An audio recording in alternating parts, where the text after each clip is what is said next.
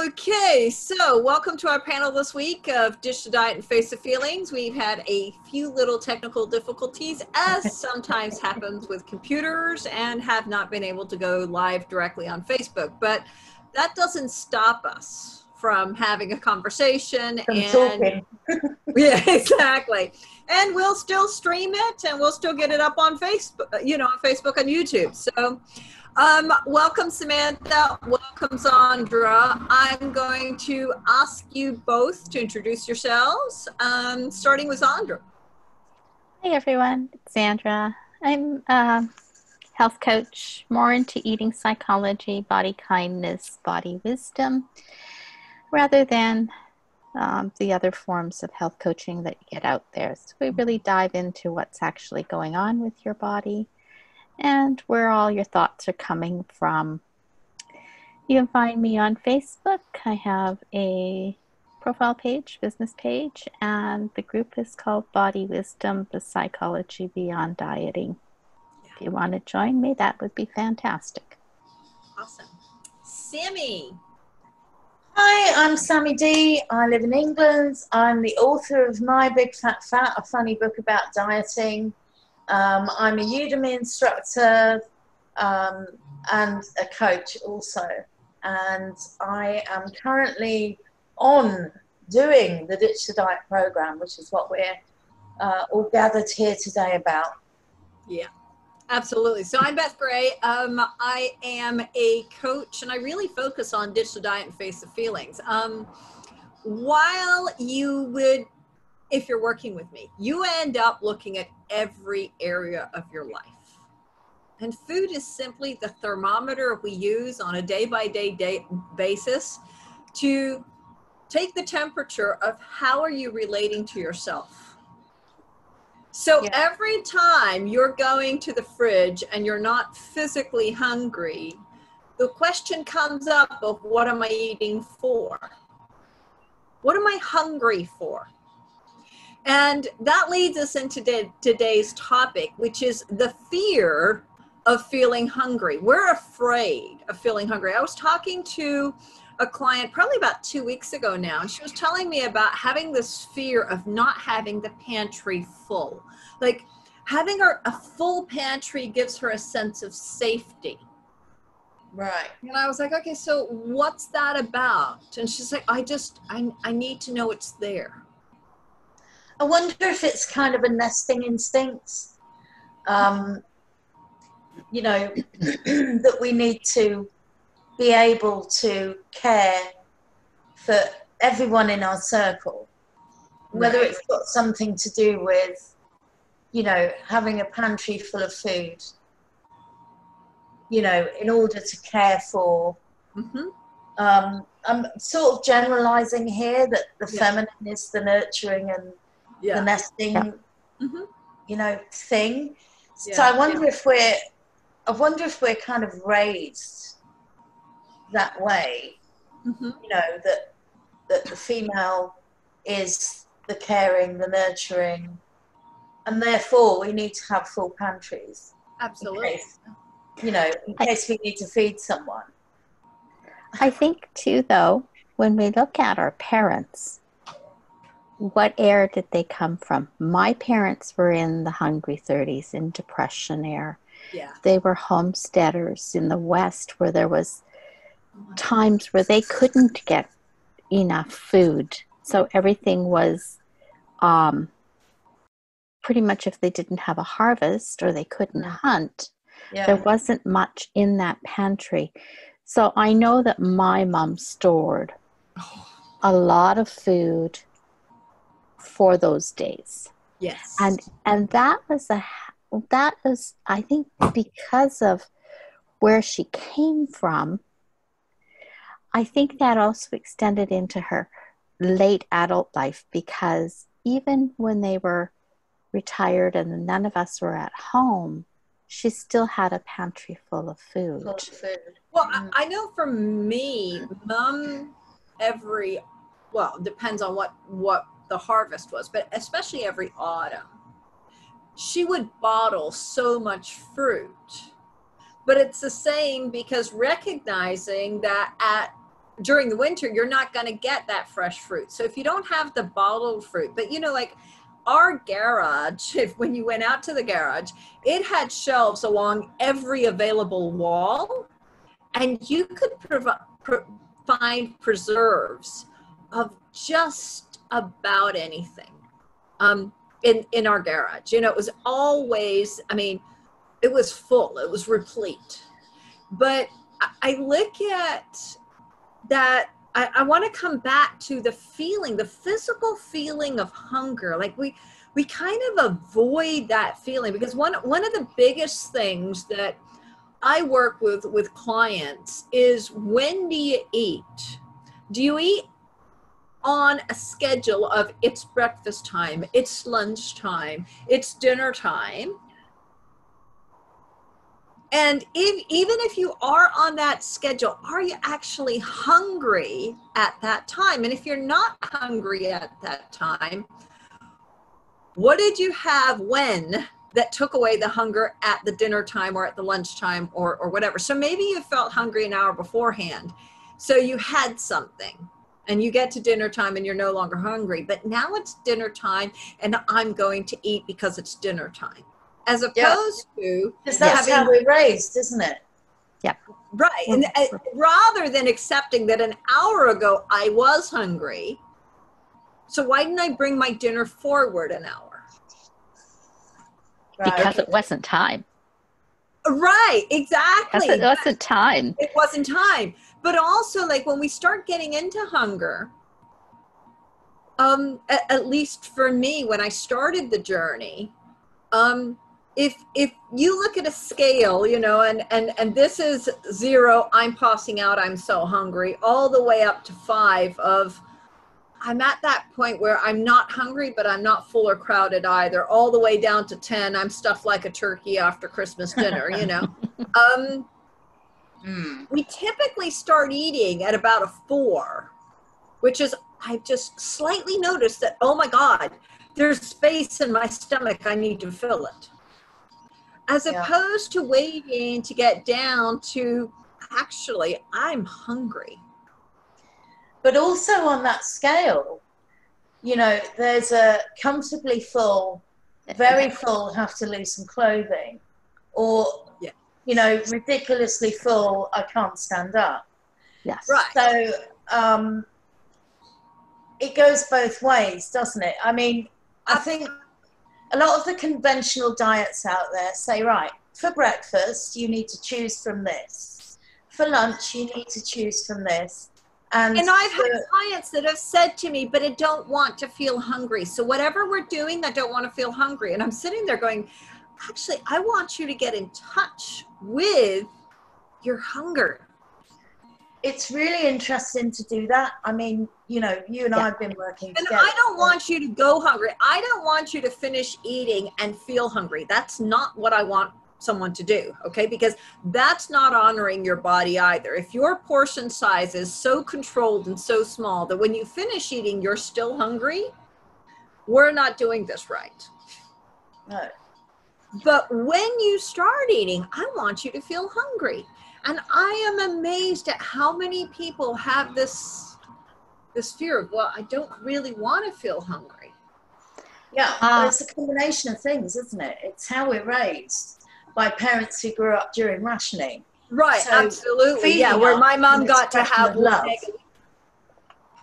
So, you know, we get these massive portions, but then also it's mealtime thing. So we kind of think, oh, it's noon, I need to eat. Rather than, am I hungry? It's that, plus it's added into there the diet culture, and especially if you've been a chronic dieter, the diet culture has turned around and you have been programmed in some form to not honor that hunger, because some diets will say you might feel hungry and you're told you can't eat even if you are hungry because that's right. You know, it's not time, or you've already eaten all your portion sizes. Yep. And you can't have a snack because that goes against, you might tip the scale and have too darn many points if you have that. So we stop listening to what does our body really tell us. And That's a great point, Sandra. how many times have we been on that diet where our calories have been so restricted and we have been so hungry that we're really not hungry. We never want to feel that way again. Yeah. Well, no, we haven't, because what's the first thing you're going to do if somebody says, right, you can only have half an orange for dinner? What are you going to do? You're going to be like, screw you. That's right. Yeah. You know, and instead of listening to really what are we hungry for? And are we really hungry for food? What does our body really want to eat at this time? Or does that body just say, you know, I'm hungry, but I'm not hungry for that. And if you take a walk, that might satisfy that hunger that you have. Because it's not actually hungry for food. It's hungering for something else. And I had a really interesting thing happen because I had that same thing. I sit down to write at the computer, and if I don't have something to drink next to me, I draw an absolute blank in my writing. And I was talking to a friend who writes, and she's like, if there's no food, if I don't have something to chew on, I can't write. And so we've been trying something where we put on a cooking channel in the background, no food, no drink on the desk, just the cooking channel with the food, but not actually eating it. And it satisfies the need. So the question becomes, what was the need? What role was food or coffee or water playing in my creative space ability to sit down and write or comfort? Maybe I needed to feel comforted. Maybe I needed to feel safe. Yeah. Yep. It could be in order to be able to express myself creatively. Yeah. Could easily be a comfort thing. But I mean, I'm not aware of, you know, anyone who by default practices and sits with feeling hungry. Yeah. Right? I had to do that as part of my healing process. Part of the problem with celiac and SIBO was I was always chronically bloated, and I couldn't differentiate between hunger and discomfort. So I actually tried for about a year intermittent fasting of, 16-8 or 17-9, of 16-8 or 15-9. And playing with times, looking at what does hunger feel like versus bloating and discomfort. Because I had to do it almost rigorously on a schedule to go, oh wait, this is discomfort versus this is hunger. And to learn my body again of going, oh, this is the difference. It's not the same feeling. It is a different feeling. It's in a different place. Oh, this is what it feels like again. Because I'd gotten used to, whenever I felt discomfort, eating in order to relieve the discomfort. Now, of course, it caused major discomfort later, but that's beside the point. In the moment, it relieved the discomfort, okay? Yeah, I think that, Beth, I agree with you on that. And I think it's a really good idea for everybody to experiment with that and class it as an experiment. And you certainly don't need to go as long as Beth did. A couple of days, just experimenting, Getting to know your body. Yeah. How, take some space between your meals. Take some space from the time you have your last meal at night to your first meal in the morning. Take that time. And then through the day, really tune in to what's that body saying to me? How do I feel right now? And I think the other thing I would encourage anyone who wants to try it as an experiment, to not do it on their busiest work days. You know, Yeah. do it on a Friday, Saturday, Sunday that you know you probably got those days off, or at least a couple days off where you can just Where you can have greater experiment. awareness. Absolutely. Yeah. Become aware Because, of what it means. and I mean, this is something I was talking, I think it was to Sammy, where I said, you know, I used to forget to eat. And somebody's like, how could you possibly forget to eat? I mean, those people that forget to eat, how do they do it? And I'm like, well, you get so caught up in what you're doing and you lose track of time and you're not really hungry, because when you do notice the hunger, it's I'm hungry. Yeah. Okay. And then you're like, well, the next half hour I need to eat. It's a revelation, because especially if you've been for any great period of time a compulsive overeater, you don't wait for those signals. So when I suddenly ditched the whole diet concept and decided just to, you know, practice this intuitive listening, I found completely different eating patterns, completely different eating times, but most shockingly was that I had to learn what hunger felt like again, because you know, for decades, I would never wait to feel hunger. And hunger has to happen in order for your gut to get ready to digest whatever's coming. Absolutely. The digestive juices and the whole process within your stomach, within your intestine, within your large intestine, there's stimulus that needs to happen. Yeah. But what you're forgetting is it all starts in the mouth. Yes, absolutely. It starts in the mouth, and even in the nose, in the smell, or when you're sitting in the restaurant and somebody's dish walks by and you go, oh yeah, I want that. Okay. Yeah. Where the eyes and the nose and the mouth are like starting to water, and digestion is already starting that process. Exactly. We're That's getting ready an actual physiological process. Yeah. That cephalic.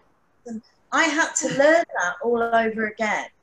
And I remember working, I think I was writing my book, and I would get up, you know, do the cats, do the routine, and then I would write, you know, and I would look up at the clock and say, oh, it's 4 p.m. And then I'm like, hang on, what is this? What is this I'm feeling? Yeah, because you hadn't eaten all day. Yeah. But then I was like, wow, this is, I haven't felt this way for like 20 years. Yeah. So now I kind of learn to recognize it. You have to learn it all over again. And learn to appreciate that feeling. Learn to really appreciate the feeling and appreciate what your body's telling you. And I don't know if we have a lot of nurses or PSWs in the group that might be tuning into this, especially if you're a community nurse. We tend to start our day with maybe our cup of coffee and something on the run, or we wait till we get to the first Timmy's and we grab a bagel and a cup of coffee. And then that's it for the day. And we go, go, go. And then you get home. How are you honoring your body? Because at some stage you might be getting the message of I'm hungry, and you're telling your body, well, just wait. Which is I've only got either. I've only got I've only got 3 more hours. Now obviously the one thing I've learned about hunger, and this is also important, physical hunger, unlike cravings, can be put off. When I have a craving, it's like, I want it now and I've got to have it now and I can't stop thinking about it. When it's physical hunger and I'm feeling that first sense of I'm hungry, I can say, I don't have time right now. I'd like to finish doing this. And my stomach goes, oh, okay, fine. I'll remind you later. Once we really master this, you know, you'll be able to look at a craving and say, you know, you have days where, oh my God, I could really just eat tomatoes all day today. Yes. And I believe that that's your body saying, hey, you know, we need. Yeah. I need vitamin C, or I need vitamin D, or I need some zinc or magnesium or calcium or iron, whatever it is. I go through phases where, you know, I have to eat a great big plateful of chopped, oranges. Yeah. Like 4 or 5 oranges at once. And it's all I can think about. And that's Saturday, my veggie bus came by, and the guy had these little things of the little cherry tomatoes, and Isabella's like, yes, I'll have one of those. And I was like, oh, okay, right, fine, just add that to the list. So once we were inside, she sits down with this pottle of cherry tomatoes, and I'm thinking, well, you know, I'll get those and put them back in the fridge. Well, the next morning I come back and the pottle is empty. I said, when did you eat them? And she's like, oh, I had some yesterday and I had some this morning. And she just proceeded to eat the cherry tomatoes in about 24 hours. And I was oblivious to her, but she was just, those were her tomatoes and she was eating them whenever she felt like it. Yeah. But I don't worry about, is my child eating healthily or not? I don't sit there, because I know that while there's ice cream and there's Oreos and there's chips available, there's also apples and oranges and plums. And I mean, if you saw her walk in just before, she was eating a plum, and I'm sitting there thinking, oh, I thought she didn't like those, but okay, apparently you do now. Last week she didn't. But I don't have to sit there and worry about how I'm telling her to eat. And Sammy and I were talking about being able to make yourself a platter of all the little things you want to eat, as opposed to thinking, oh my gosh, I have to cook a meal. Yeah. I don't have to cook a meal every single meal. Sometimes the nicest thing I can do for myself is make myself a platter of a variety of textures, of tastes, of, you know, just things that I want to sit down and enjoy. Yeah. And that's what I'm discovering, is that I prefer to have, you know, when I'm feeling hungry, which is a revelation to me, which I enjoy, I make a kid's plate just with bits of things. Well, I mean, like I asked her the other day, what do you want to eat? And she's like, well, I want some meat and some apples. Yeah. And I'm like, okay. All right then. You know, I mean, okay, fine. Yeah, that's what you like to have for dinner? Fine. I'll make that. Because not only do we often have to learn how to feel hungry again, but we have to learn how we satisfy that hunger. That's right. So if we're, and kids don't have any problem at all with that. Like this morning, I was saying to Sammy this morning when we talked, I was like, you know, this morning she wakes up and I was like, what do you want for breakfast? She's like, I don't know. When I turn around 5 minutes later, she's sitting on the sofa with the gallon of ice cream. And I watched her eat about 3 teaspoons of ice cream, put the lid on, and put it back in the freezer again. Yeah. I was like, do you know what you want for breakfast yet? No, not yet.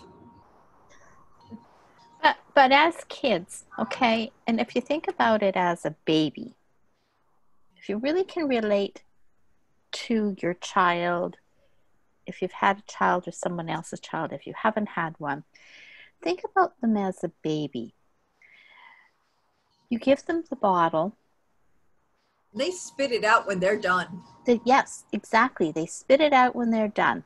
And it's an intuitive knowing that they're full. Exactly. But, and there's nothing you can do to force it and to drink more. It's just like when they're done, they're done.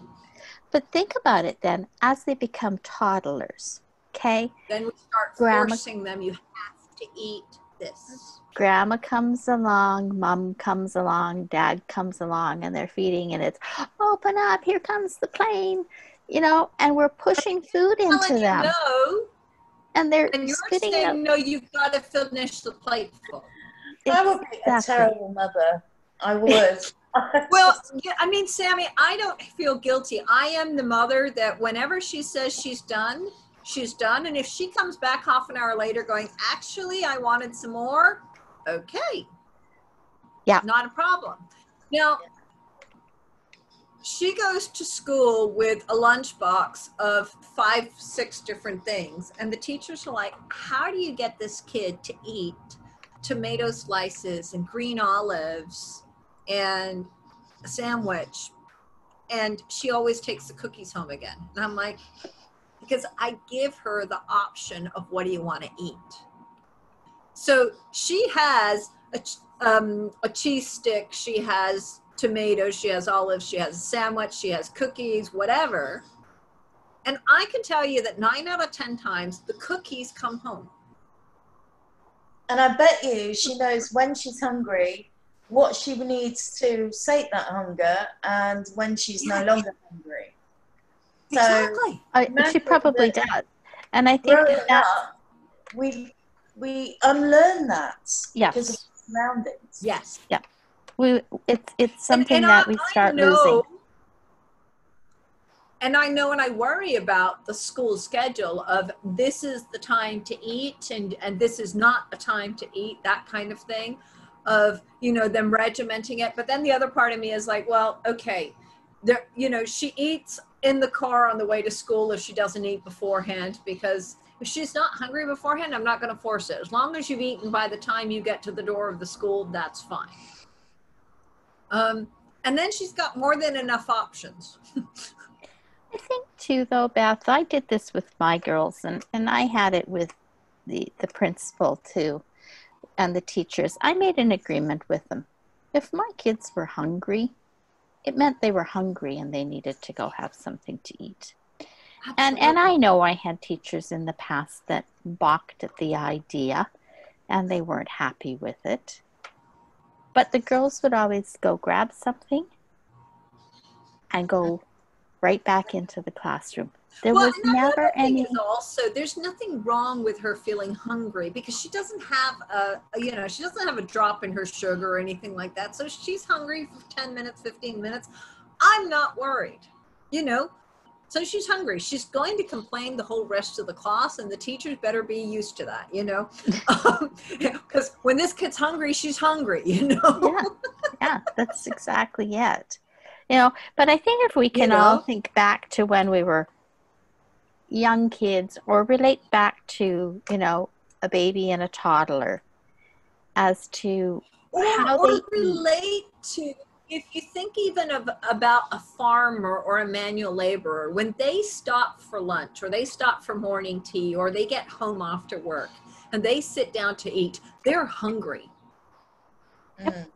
And there's a physical hunger that just, it's a natural eating. Like somebody asked me the other day, what do you consider normal eating or natural eating? And I was like, well, you know, farmers, when they come in and it's morning tea time and they sit down and they have a sandwich at morning tea and they're sitting there dunking their cookies in their tea or their coffee, and there's no guilt at all in eating whatever they want to eat because they're working the energy off.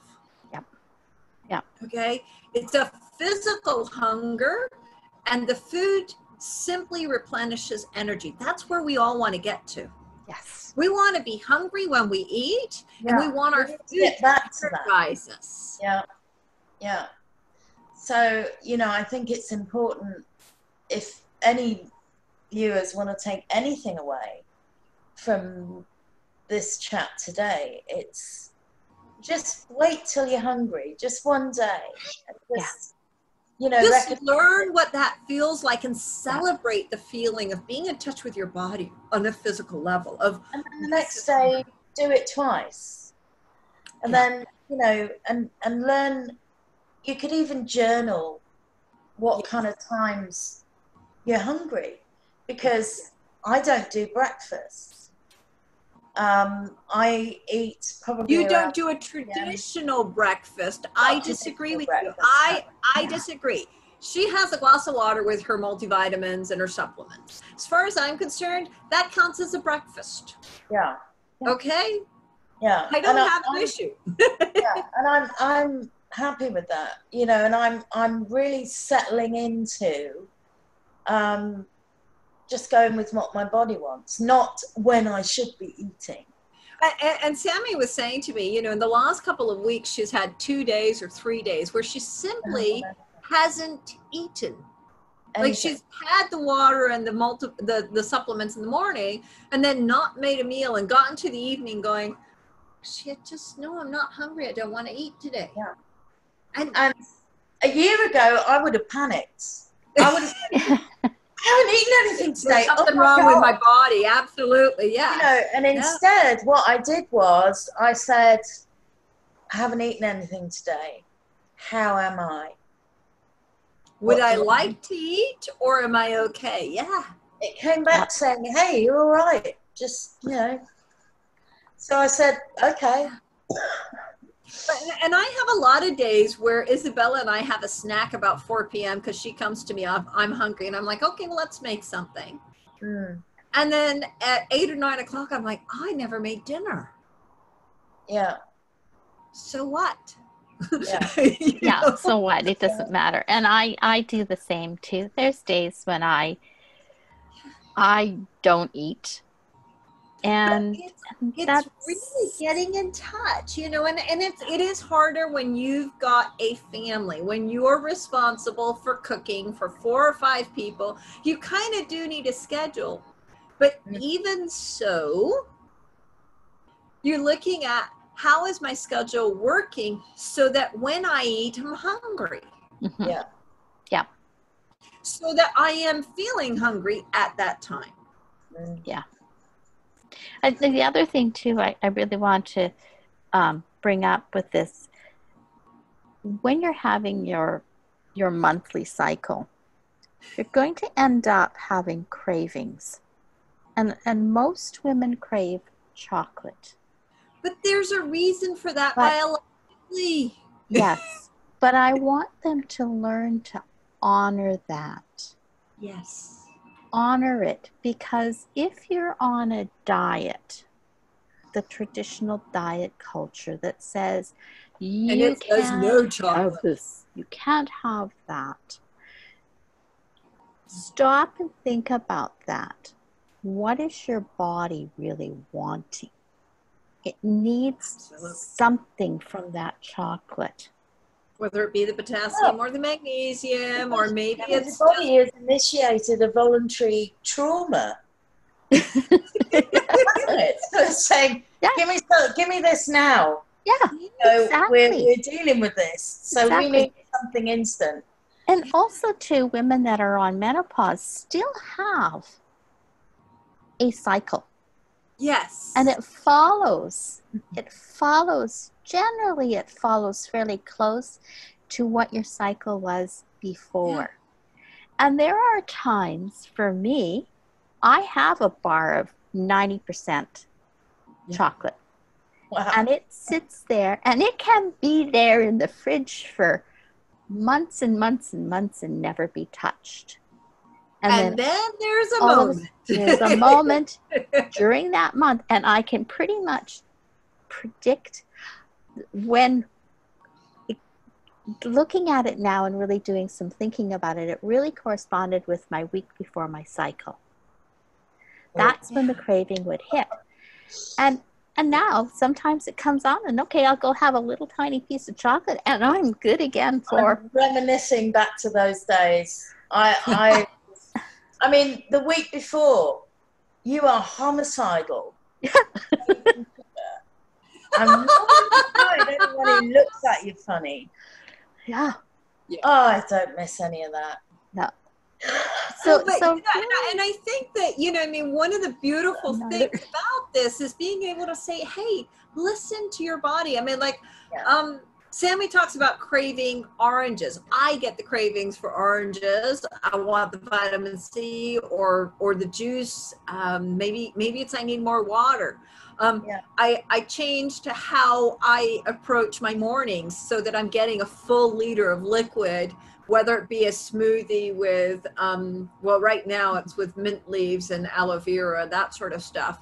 But it's making sure that my body's getting the extra liquid, but I'm still in the afternoons going at 3 o'clock, I want an orange.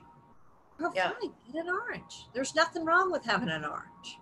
I think as long as you recognize the Yeah. signal your body has given you, Yeah. knock yourself out. Really. Yeah. Yep. So ladies, thank you so much. We will put in the links of how you can get in touch with Sammy or Sandra or myself. And we hope to see you again next week. Yes. Thanks for having me. Bye-bye. Bye. Bye.